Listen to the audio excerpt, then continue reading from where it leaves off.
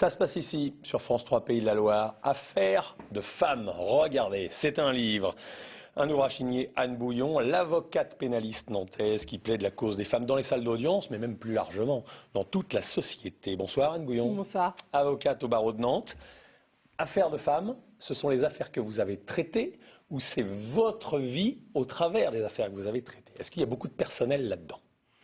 Ah oui, il y a du personnel, il y a même de l'intime, il y a même des choses que j'avais peut-être oubliées ou jamais racontées. Mes proches ont appris des choses sur moi, mais c'est surtout la volonté de mettre en lumière les femmes que je défends, leur parcours individuel et puis leur parcours devant la justice. Cette rencontre entre ces femmes qui ont besoin de justice, qui ont besoin de protection, qui ont besoin d'être défendues, et puis moi comme femme, et puis comme avocate. Et Ça veut comme dire que vous féministe. apprenez à chaque fois des affaires que vous défendez et de vos clients. On va spécifier. Vous défendez essentiellement, en tout cas elles sont très nombreuses, les femmes qui viennent vous voir, des femmes victimes d'agressions sexuelles ou carrément de viols. Oui, c'est ça. Moi depuis plus de 20 ans déjà, je me suis engagée du côté des femmes, alors du côté des femmes en général, mais particulièrement du côté des femmes victimes de violences et de toute forme de violence. Effectivement, elles sont nombreuses et c'est devenu, au fil des ans de mon engagement, mon cœur de métier, si on peut dire.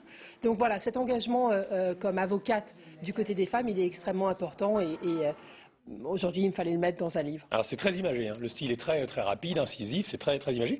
Alors je cite extrait du livre, je le dis très vite ici, dès les premières lignes de ce livre, tous les hommes ne sont pas violents. Puis un petit peu plus loin, une femme qui n'a jamais été insultée, agressée, harcelée, tripotée, violée, battue, dénigrée, rabaissée ou discriminée parce qu'elle est une femme, cela existe sans doute, simplement je n'en ai jamais rencontré. C'est vrai ça? C'est vrai. C'est vrai parce que quand je dis ça à des amis, très souvent, elles me disent non mais moi j'ai pas vécu de violence, il m'est jamais rien arrivé de cet ordre-là. Et puis on prend un peu de temps pour décortiquer, pour se retourner sur son passé, pour voir à quelle occasion finalement on n'a pas eu une augmentation de salaire là où les collègues l'ont eu, à quel moment on a dû supporter des blagues sexistes à la machine à café, à quel moment est-ce qu'on a eu une main aux fesses dans le métro. Vous voyez, et lorsqu'on arrive à repérer ces moments-là, eh bien c'est vrai que moi, des femmes qui n'ont jamais vécu le sexisme ou le sexisme ordinaire, j'en connais pas. Vous-même, vous l'avez subi, vécu, début de Évidemment. votre carrière? La passionnariat des prétoires, du barreau, quelqu'un vous appelait comme ça? C'est un magistrat qui m'appelait comme ça et pour lui ça résonnait comme un compliment et je suis sûre qu'il était très bien intentionné lorsqu'il disait ça, mais vous voyez ça peut être mal perçu. Ça me renvoie nécessairement à l'idée de mes émotions, la passionnariat. Moi je suis du côté de la raison, je suis du côté de la réflexion et mais force est de constater que pour les avocates, il n'y a pas de mots, il y a les ténors du barreau, il n'y a pas de féminin à ce terme-là. Cantatrice du barreau, ça fait pas terrible non plus. Non, à quel moment marche ça pas. commence la violence vis-à-vis d'une femme? Toutes les formes de violence ne sont pas identiques et tout ne se vaut pas. Une blague sexiste, ça ne vaut pas un viol, c'est pas la même chose, il faut raison garder et savoir différencier les choses.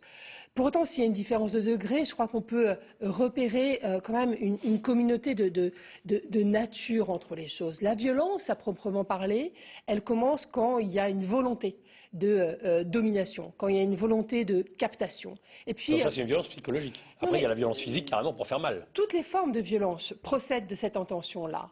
Après, c'est où est-ce que la violence vient se nicher et ce dont on s'aperçoit en travaillant au plus près des femmes, c'est qu'elle peut venir se nicher dans la sexualité, dans la sphère économique, dans la sphère administrative, évidemment la violence verbale, la violence physique, la violence psychologique. Ça veut dire que vous dites à toutes les femmes ce soir, soyez vigilantes, ne laissez rien passer.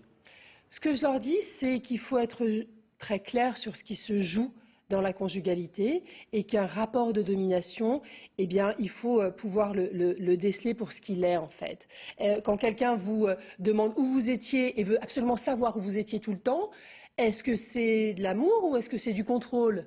Vous voyez, qu'est-ce qui se joue finalement dans le couple? Et il faut pouvoir avoir les mots justes et la bonne analyse. Et pour ça, c'est compliqué.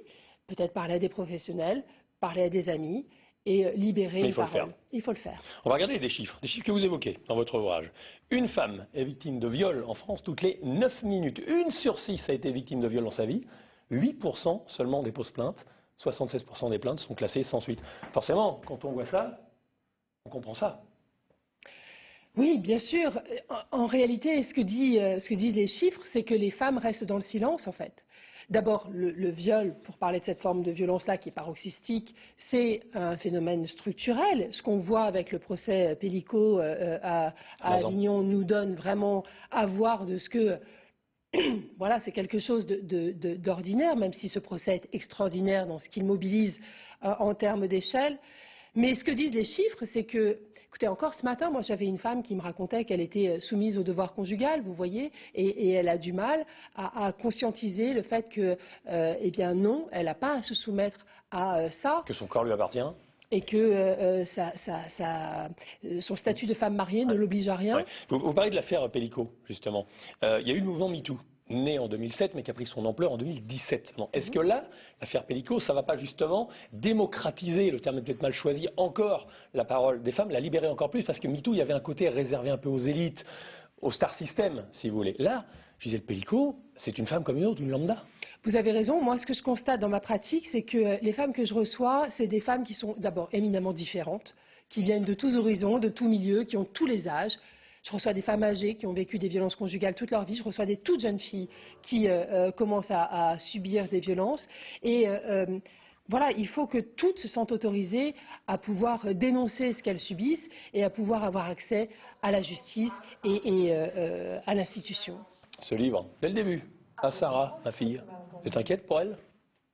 Ou optimiste? Bien sûr, je suis inquiète pour elle. Je suis inquiète pour elle, mais je constate aussi que cette génération-là a acquis des réflexes que ma génération n'avait pas. La génération de nos adolescents, vous savez, la notion de consentement dont on parle beaucoup, c'est vraiment au cœur de leurs préoccupations. Et c'est là-dedans, Affaires de femmes, édition L'Iconoclaste, c'est signé Anne Bouillon, avocate au barreau de Nantes. Merci beaucoup. On aurait parlé avec vous pendant des heures. Malheureusement, c'est déjà l'heure du journal. Restez avec nous.